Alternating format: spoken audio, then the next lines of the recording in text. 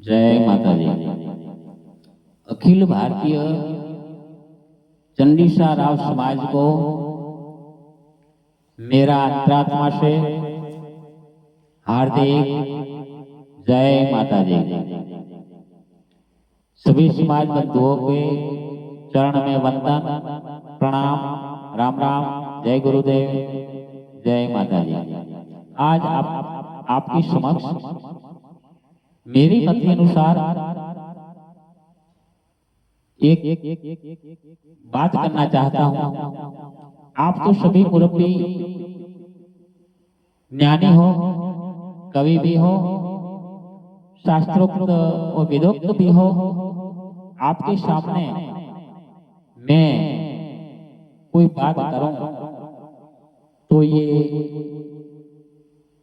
उचित तो नहीं है, फिर भी थोड़ा सा कवि हृदय है और भगवती कृपा से आपकी समक्ष थोड़ा चिंतन करके एक बात करना चाहता हूं।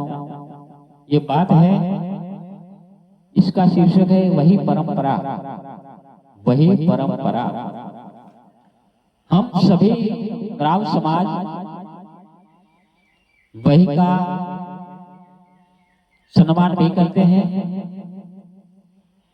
वही के आधार पर अपना गुजरात भी चलाते हैं और वही के आधार पर जहां भी हम जाए वहां हमारा राव समाज का सम्मान भी होता है। तो ये वही परंपरा मित्रों कब से है, इसके बारे में आपकी समक्ष थोड़ी बात पेश करता हूं। यदि इसमें कोई वेदों या शास्त्रों का ऐतिहासिक गलती हो तो सादर माफ करना। मैं कोई बड़ा धुरंधर वक्ता नहीं हूं, कोई साहित्यकार नहीं हूं, इतिहासकार भी नहीं हूं। फिर राव होने के नाते मुझे ये लगा कि वही के बारे में थोड़ा संशोधन किया और आपकी समक्ष ये थोड़ी बात करता हूँ। वही परंपरा शास्त्रोक्त और ऐतिहासिक बात मित्रों, अपनी वही परंपरा अनादि काल से चली आती है। ऐसा कई पुराण शास्त्र और इतिहास में उसका प्रमाण भी मिलता है, आप भी जानते होंगे।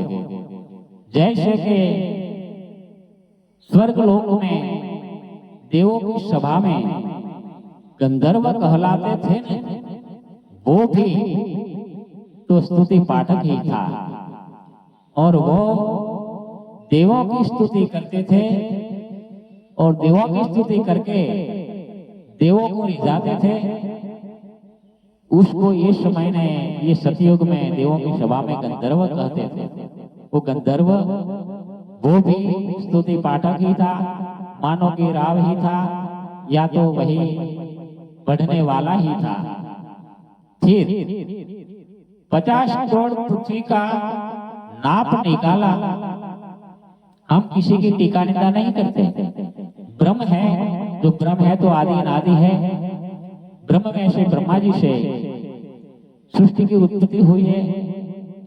बहुत बहुत ऋषि मुनि हुए जिसने शास्त्र रचा, वेद का निर्माण किया, उपनिषद रचा और सृष्टि के जीने के लिए और बहुत उपयोगी ऐसे ग्रंथ बनाकर हम सबको भेंट दिए। महान महान ऋषि हो गए, वशिष्ठ जी, गौतम, भारद्वाज, पुलस्त, अर्थव, कर्दम, ऐसे ऐसे ऋषि हो गए, बहुत ज्ञानी, और जिसके दिए हुए भेंट से आज भी सृष्टि अपना कार्य कर रही है। फिर भी ये मैं कह सकता हूं कि ये ऋषि मुनियों ने भी 50 करोड़ पृथ्वी का माप नहीं निकाला, लेकिन अपना जो पिंगल कवि हुआ, जो पिंगल कवि ने 50 करोड़ पृथ्वी का नाप निकाला था, वो पिंगल, वो भी अपना स्तुति पाठक या तो राव ही था। वही वंजा वंश लेखक स्तुति पाठक ही था, वो भी पिंगल भी। जब 88,000 ऋषि मुनि अरण्य में जब तपस्या करते थे और उसको विचार आता कि हमें हमारी वंशावली पूरा पुराण सुनना है, तो वो भी ऐसे महान ऋषियों भी सूत पुराणी को बुलाकर अपनी वंशावली सूत जी के मुख से सुनकर कृतार्थ होते थे। मैं सहस्त्रवधिक ब्रह्म समाज का बारोट हूं, इसीलिए ब्राह्मणों में ये भी बात होती है कि सूत पुराणी वो हमारा ब्राह्मण था, लेकिन मैं उसे शास्त्रोक्त प्रमाण देता हूँ, उसके साथ बातचीत और वाद विवाद करता हूँ कि भाई अब ब्राह्मणों में मानता हूँ, लेकिन सूत पुराणी हमारा वहिवंचा स्तुति पाठक राव ही था, बारोट ही था, वो ब्राह्मण नहीं थे। तो बोलते हैं तो उसको पीछे पुरानी शब्द क्यों लगता है? तो उसको मैं कहता हूँ कि भाई वेद व्यास जी ने सूत जी को पुराण पढ़ने का अधिकार दिया था, इसीलिए उसके पाछड़ पुरानी शब्द लगता है, सूत पुरानी। और वो सूत पुरानी 88,000 ऋषियों को अरण्य में जाके ऋषि मुनि उनको बुलाते और उस समय के आधार पर ऋषि मुनि आसन करके नीचे बैठते और अपनी मर्यादा और अपने कुल वाचक वंश परंपरा सुनने के लिए सूत पुराणी जी को ऊंचा आसन करके बैठाते थे और सूत पुराणी के मुख से ऋषि मुनि उसकी वंशावली सुनकर कृतार्थ होते थे। तब भी अपनी वही परंपरा तो थी।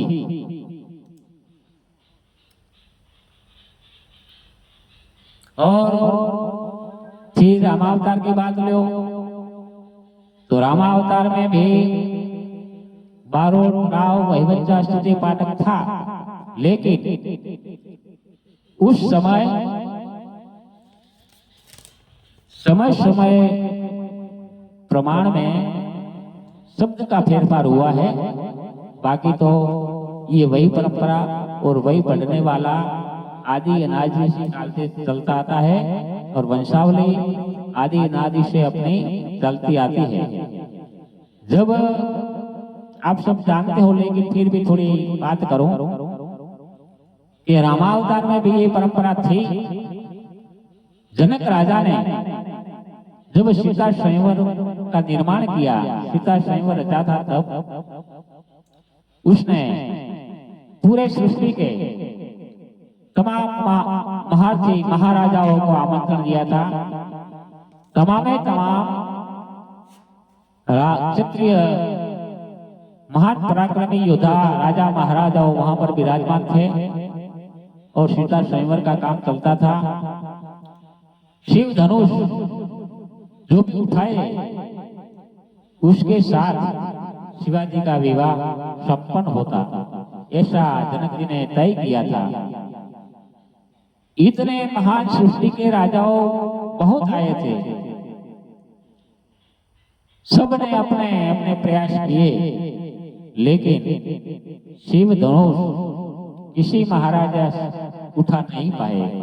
सब निराश हो गए, सब उदास हो गए। एक भी महाराजा, एक भी राजा शिव धनुष नहीं उठा पाए। तब जनक जी हताश हो गए। जनक जी को विचार आया कि यदि ये सृष्टि के राजा महाराजा सभी यहाँ पर विराजमान है, सभी ने मैंने आमंत्रित किया है, ये सीता स्वयंवर रचा है और कोई भी राजा शिव धनुष उठा नहीं पाया, तो अब क्या होगा? इस सृष्टि में कोई क्षत्रिय है ही नहीं, क्या मेरी सीता कुंवारी रह जाएगी? ऐसा मन में विचार आया। उसको खेद हो गया, हताश हो गए। तब उसने मन में विचार किया कि बंदी जन को बुलाओ। जनक राजा ने अपने मंत्री को कहा कि मंत्रीराज, ये सीता स्वयंवर है, पूरी सृष्टि के सारे क्षत्रिय पराक्रमी वीर पुरुष यहाँ विराजमान है, सबने प्रयास किया शिव धनुष उठाने का, लेकिन शिव धनुष अभी तक उठा नहीं पाया। तो अब क्या होगा? क्या ये सृष्टि क्षत्रियहीन हो गई है? कोई क्षत्रिय है ही नहीं जो शिव धनुष उठाए और हमारी सीता का स्वयंवर संपन्न हो। तो वो मंत्री राजा ने कहा, भले महाराजा आपकी आज्ञा हो तो मैं बंदी जन को बुलाऊं। कहने का मतलब कि रामावतार में राम और स्तुति पाठक और वैवंजा के लिए बंदी जन शब्द का उपयोग किया जाता था। ये रामायण में प्रमाण है। इसलिए मेरा कहना है कि रामावतार में भी ये परंपरा थी। तब बंदी जन को बुलाकर राजपूतों की प्रशंसा कराई और कुल का इतिहास सुनाया। तब रघुवंशी श्री राम ने शिव धनुष उठाया और सीता स्वयंवर संपन्न हुआ। इसमें एक चौपाई भी है। तब जना का बंदी जन बुलाए, बिरदावली कहत चले आए। जब बंदी जनों को वहां पर बुलाया गया और बंदी जनों को आदेश दिया कि कोई क्षत्रिय शिव धनुष उठा नहीं पाया, तो अब तुम बंदी जन हो, स्तुति पाठक हो, तो क्षत्रियों की बिरदावली कहो, प्रशंसा करो। यदि कोई क्षत्रिय हो और खड़ा हो जाए और शिव धनुष उठा पाए तो हमारी सीता का स्वयंवर संपूर्ण हो। तब जनक बंदी जन बुलाए, बिरदावली कहत चले आए। बोले बंदी बचन बर सुनहु सकल महिपाल। तब बंदी जनाना ने बिरदावली और क्षत्रियों की प्रशंसा करने शुरू की। बोले बंदी बचन सुन बर, बोले बंदी बचन बर सुनहु सकल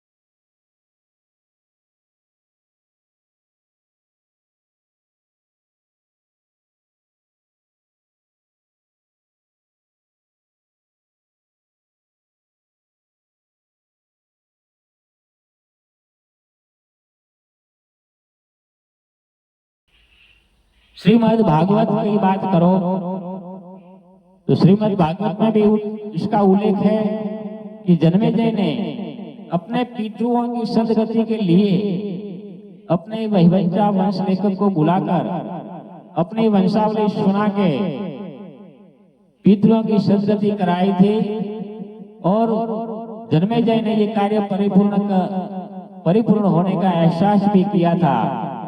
तब भी भागवत में भी अपना वंश लेखक स्तुति पाठक कहो या राव कहो, इसका उल्लेख कंप्लीटली है। तब भी ये परंपरा अपनी थी। पृथ्वीराज चौहान और चंद बरजाई का किस्सा तो जग प्रचलित है, वो तो आप जानते ही हैं। तब भी थे। फिर अकबर के दरबार में कवि गंग था, वो भी आप जब सब जानते हैं। लेकिन बात यह है कि देवों की सभा में गंधर्व कहलाते थे। बाद में बंदीजन शब्द भी लगता था। आज के समय में किसी भी स्टेट में राव के लिए, वंश लेखक के लिए अलग अलग शब्द का प्रयोग किया जाता है। जैसे कि बड़वा, चोटी वाले महाराज, भाट, बारोट, रावजी, कविराज वगैरह वगैरह शब्दों का प्रयोग किया जाता है। समय के अनुसार नाम शब्द में फेर हुआ। शॉर्ट में यही कहना चाहता हूं कि ये परंपरा युगों से चली आती है, ये परंपरा आज की नहीं है।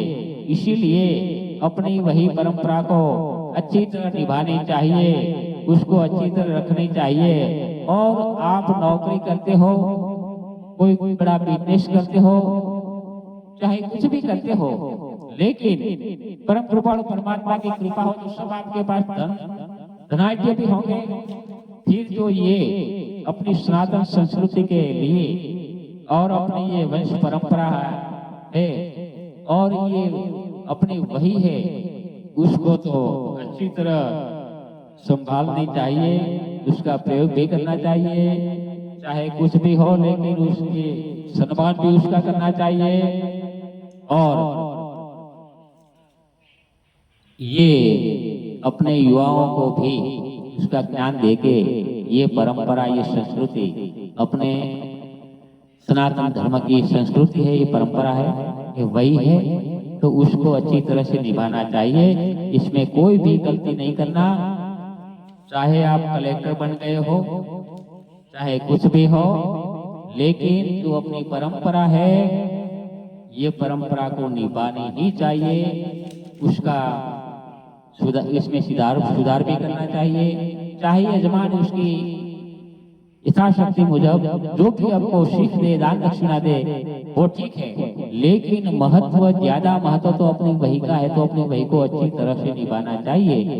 ये मैं आपकी समक्ष थोड़ा सा कहता हूँ। यदि इसमें कोई गलती हो तो माफ करना।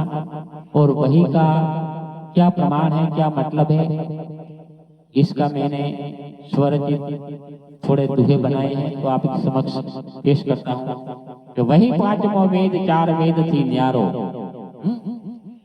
वह थोड़ा किसी भी किसी का कटाक्ष नहीं करता, लेकिन अमुक जाति के चार चौथो वेद वणो पढ़ो बातों करे। ये रीते मुझे ये ऐसा लगा कि चार वेद तो है, लेकिन ये वही है। 18 पुराण है, तो 19वां पुराण ये अपना वंश पुराण है, ये कंप्लीट है, इसमें कोई गलत बात नहीं है। 4 वेद जरूर है, लेकिन वही में ये पोथी में जो जाति का जो इतिहास है, उसकी वंश परंपरा है और इसकी जो ख्याति है, वो 4 वेद में भी नहीं मिलती। इसलिए मैंने ये लिखा है कि वही पांचवो वेद 4 वेद थी न्यारो, वही पांचवो वेद 4 वेद थी न्यारो, भागवत सम वेद वही तरवानो आरो। वही वंचावे वेद। आगे के समय में ऋषि मुनि और वेद भी वही को खुलाकर सुनते थे।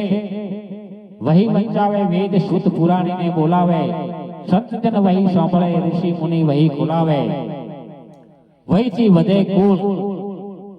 વધે કુળ પિતૃઓની તૃપ્તિ થાય જે જન વહી સાંભળે એના પાપ ધોવાઈ જાય ઉત્પત્તિ ઓળખ સંસ્કૃતિ વહીમાં સઘળો સાર ઉત્પત્તિ ઓળખ સંસ્કૃતિ વહીમાં સઘળો સાર ગંગા સમ જ્ઞાન છે વહી કુળની તારણહાર અટક ગોત્ર કુળદેવી અટક ગોત્ર કુળદેવી વહીમાંથી મળે પુણ્યશાળી પૂજન કરે તો સજન પુરુષને ફળે શાખા પરવર પેઢી નામો શાખા પરવર પેઢી નામો વહીમાં બધું જ હોય સતી સુરા વહીમાં છે વહી ખોલાવી જોય જાગીરીના ઝઘડા જૂના ઘરડાનું નામ ઈ વહીને ચોપડે કર્યા છે કેટલાય કામ નથી સામાન્ય ચોપડો ये वही को ये पोथी को एक नॉर्मल सामान्य चौपड़ा में उसकी कंपेयरिंग करनी अच्छी नहीं है उसके सामने होनी चाहिए ये तो 4 वेद से भी तैयार हो इसीलिए लिखा है कि नथी सामान्य चौपड़ो वही वंश पुराण शारदा ब्रह्मा साथ छे समझे चतुर सुजान सुख समृद्धि यश वधे सुख समृद्धि यश वधे અને પિતૃ સદગતિ થાય ये वही का प्रमाण है पितृ सदगति थाय जे नर वही सांभळे एनी લીલી વાળી થાય રંજી વંશાવળીનું પૂરું કરજે સન્માન સાચવો સાચા દિલથી તો મળશે મોટા માન ये तो सब ठीक है वंशावली रखनी चाहिए वही को संभल कर रखना चाहिए इसका आदर करना चाहिए ये अपनी पहचान है और वही के आधार पर हमको सब जगह सम्मान मिलते हैं फिर राव कैसा होना चाहिए साचा बारोट लक्षण कि चंडी उपासक बड़ा ब्रह्म में जानने वाला चंडी उपासक बड़ा ब्रह्म में जानने वाला ब्रह्मचर्य व्रतधारी वही सच्चा राव है पिंगल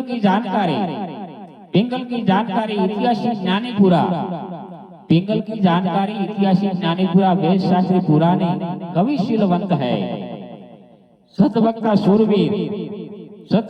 शूरवीर बानी प्रभावशाली जाति गर्व खानदानी कवि का खमीर है रजवाड़ी ठाठमाठ सात्विक खानपान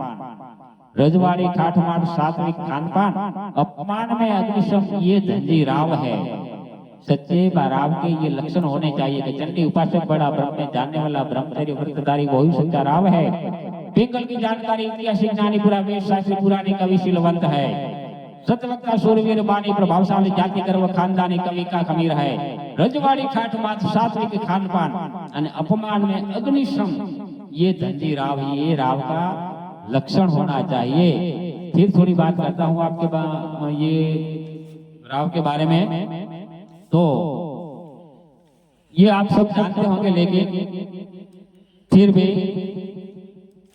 थोड़ी रजूआत करता हूं कि ब्रह्मा ज्यारे करवशे शंकर वशे ललाट जीवे सरस्वती वसे उत्तम जात है भाट नहीं नाग को रंभ नहीं अल्लाह नहीं अमर शंकर न होता ते समय प्रभु सुता प्रागवण जद भाट बमर होए पाश बमे ये मैंने कोई नहीं बनाया लेकिन अपने जे पूर्वज अपने बहुत बहुत बड़े धुरंधर कवि हुए हैं जिसने ये बनाया ये मुझे मिला है तो मैं आपके समक्ष रजू करता हूँ फिर एक पिंगल का और भी कवित है कि सतयुग की आज मास जेठ पख उजल गुरुवार तथ त्रिज रोहिणी नक्षत्र मिलायो मगट भाट को मान प्रथम पोथी पर ठाई शंकर बैठा कैलाश जन वही वंचाई आकाश पाताल मृत्यु लोक में आसन दियो त्रुपो देव शंकर जदि भाट राव जन हुओ कर जोड़ कवित पिंगल कहे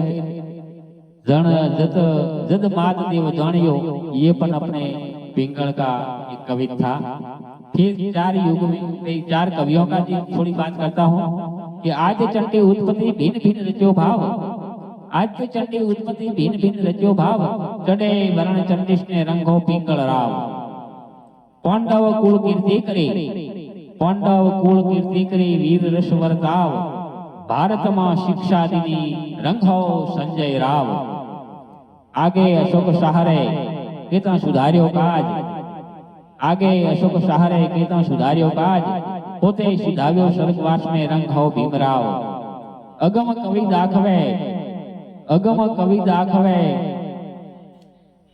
અને નિશ્ચિત ઉતરે નાવ, आगे अकबर सहारे रंग हो कवि गंगराव। ये अपने 4 कवि भी हुए, आप सभी जानते हो, लेकिन मुझे ये कहने की थोड़ी इच्छा हुई, नाम इसमें पेश किया।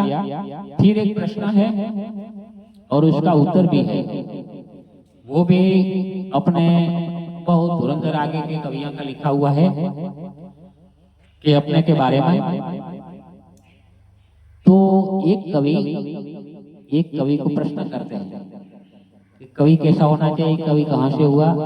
ये कवि में बात करता है कि कौन दिया कर टंक, कौन दी कमर कटारी, कौन दिया कर टंक, कौन दी कमर कटारी, कौन तुम्हारा इष्ट, कौन जात है तुम्हारी, कहाँ से उपजा ज्ञान, कौन तम पढ़ाए, धोली खप्पर मेघ हो कहाँ से लाए, कौन है माता बड़े, उसका उत्तर जो दियो तब जानो कविराय। ये एक जुना बहुत पुराना कवि था, आप इसमें पेश किया।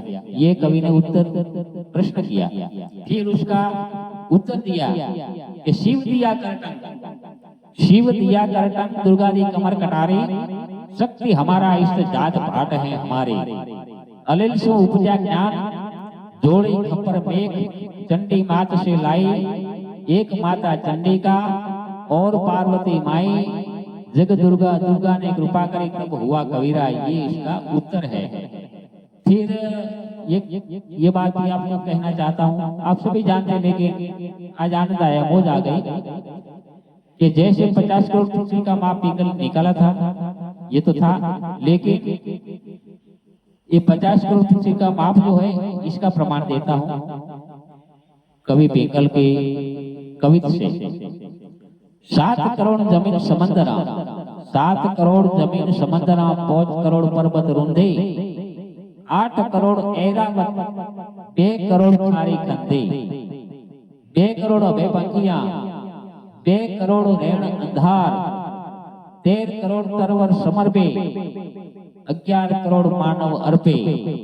कवि तो भाट पिंगल कहे 50 करोड़ पृथ्वी मप्पी, 50 करोड़ पृथ्वी का माप जो निकाला वो भी अपना वंश लेखक पिंगल ही था और कोई नहीं था भाई।